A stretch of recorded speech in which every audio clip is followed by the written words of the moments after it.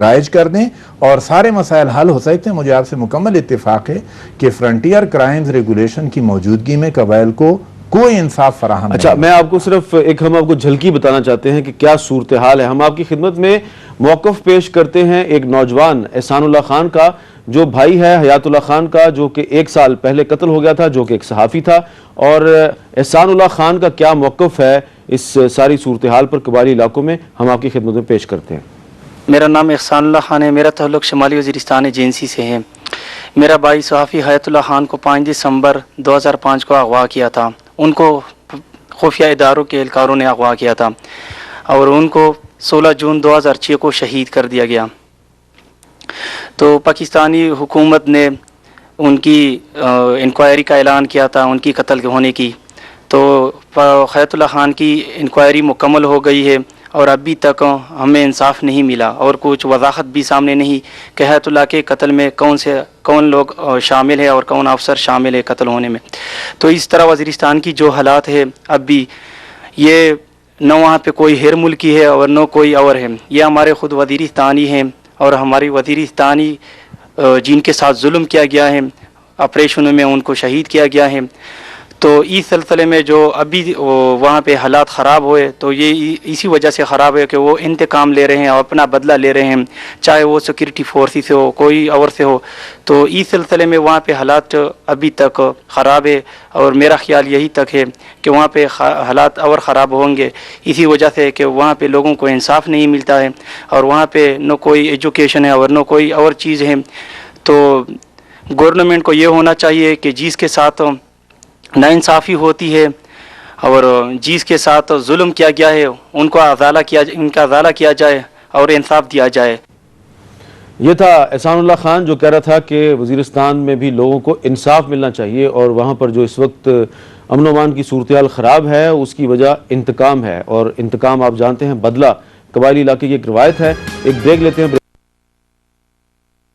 مالک پیرزادہ صاحب، اب حل بتائیے کہ علماء کرام کو، میڈیا کو، حکومت کو، اپوزیشن کو کیا کرنا چاہیے کہ یہ جو ایک پاکستان میں خودکش حملوں کا سلسلہ شروع ہو گیا ہے اس کو کم کیا جائے؟ دیکھیے، قوم کی نفسیات کو سامنے رکھنا بہت ضروری ہے۔ سرحد کی ایک خاص نفسیات ہیں، پنجاب کی بھی ایک نفسیات ہیں، دوسرے صوبوں کی بھی اپنی اپنی ایک نفسیات ہیں۔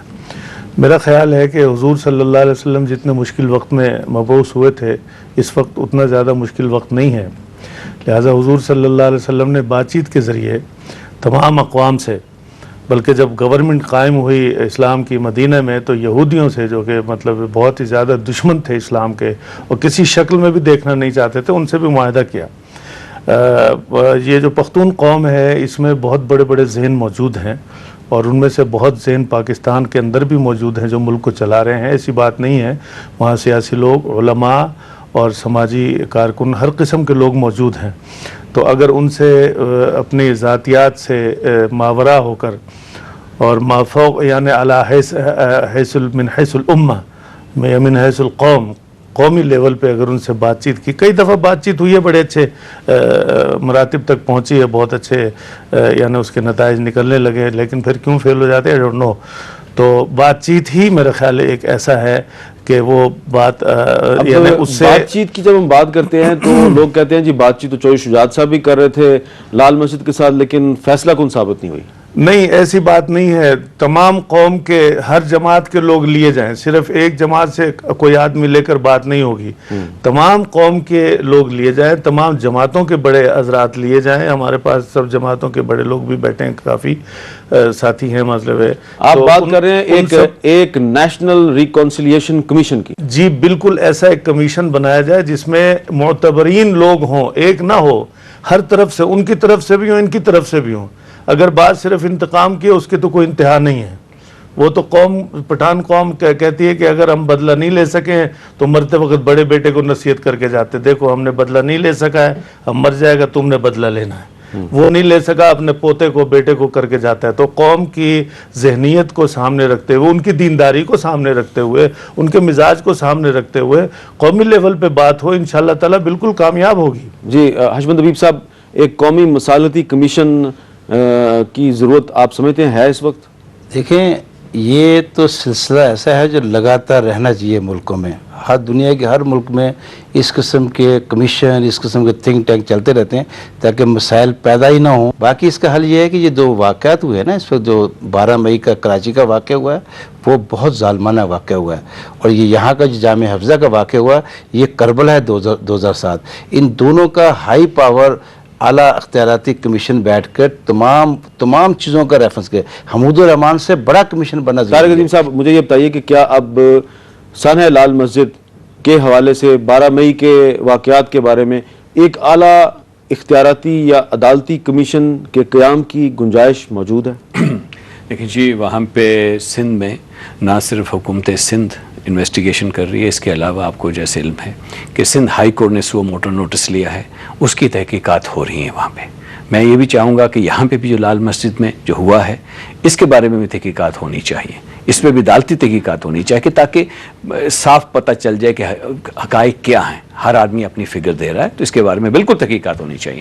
جیسے آپ نے بات، ایک سیکنڈ سر، اس میں ابھی بات ہوئی تھی نیشنل ریکنسیلیشن کمیشن کی. میں اس سے علاوہ ایک سٹیپ آگے جاؤں گا کہ ابھی صدر صاحب نے بھی کہا، دوسرے سیاسی لیڈر بھی کہہ چکے ہیں کہ اب ضرورت ہے کہ ہم سب قوم جو ہے یونائٹ ہو جائے، متحدہ ہو جائے. اس کے لیے ایک آل پارٹیز کانفرنس ہونی چاہیے، سب لوگوں کو اس میں بیٹھ کے سوچنا چاہیے کہ ہم سب چاہتے ہیں، خواہ کوئی بھی سیاسی جماعت ہو، کوئی لیڈر نہیں چاہتا کہ پاکستان کے خلاف کسی قسم کی سازش ہے اس کو کامیاب ہونا چاہیے، یا پاکستان کے عوام جو ہیں اس سلسلے دوبارہ گزریں. ہم چاہتے ہیں کہ آل پارٹیز کانفرنس ہو، سب لوگ بیٹھ کے سر ملا کے بیٹھ کے دیکھیں کہ کیا اس کا حل کیا ہونا چاہیے. بھائی صاحب، طارق عظیم صاحب نے کہا کہ لال مسجد کے واقعے کی بھی اعلیٰ عدالتی تحقیقات ہونی چاہیے. آپ کے خیال میں یہ مناسب ہوگا؟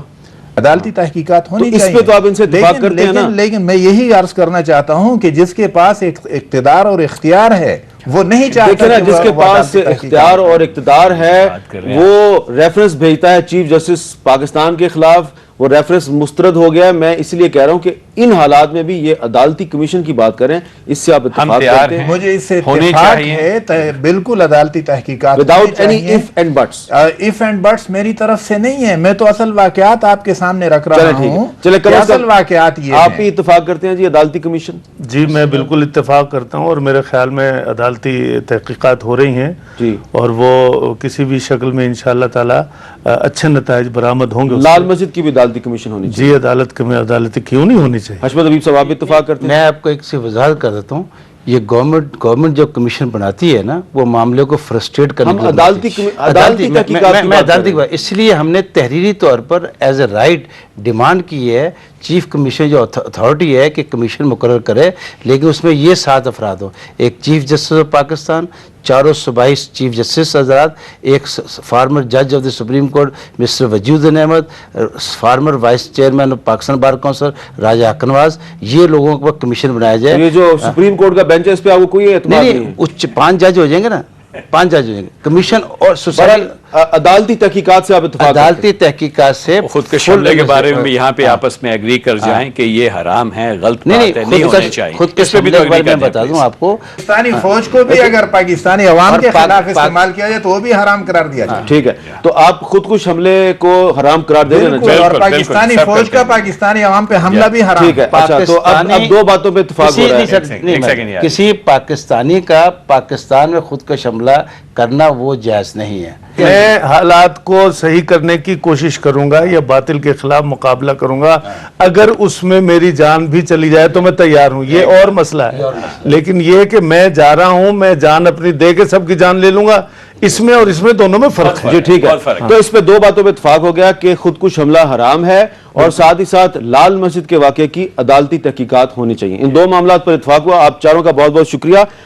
ہم نے یہ ایک اہم کامیابی حاصل کی ہے کہ کم از کم ہمارے جو 4 پارٹیسپینٹس ہیں انہوں نے اس پر اتفاق کیا کہ خودکش حملے حرام ہیں اور لال مسجد کے واقعے کی اعلیٰ سطحی عدالتی تحقیقات ہونی چاہیے. اس کے علاوہ ایک نیشنل ریکنسیلیشن کمیشن، قومی مصالحتی کمیشن کی بھی بات ہوئی ہے.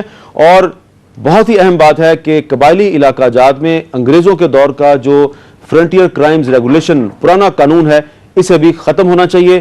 ان تمام معاملات پر ہمیں غور کرنا چاہیے. غور کے بعد ایک حکمت عملی تشکیل دینی چاہیے اور اس کے بعد ہی ہم خودکش حملوں سے اس کا جو عمل اور ریاکشن دونوں پر غور کرنے کے بعد اس نئے ایک بحران سے ہم نجات پا سکتے ہیں. حامد میر کو اجازت دیجیے. اللہ حافظ.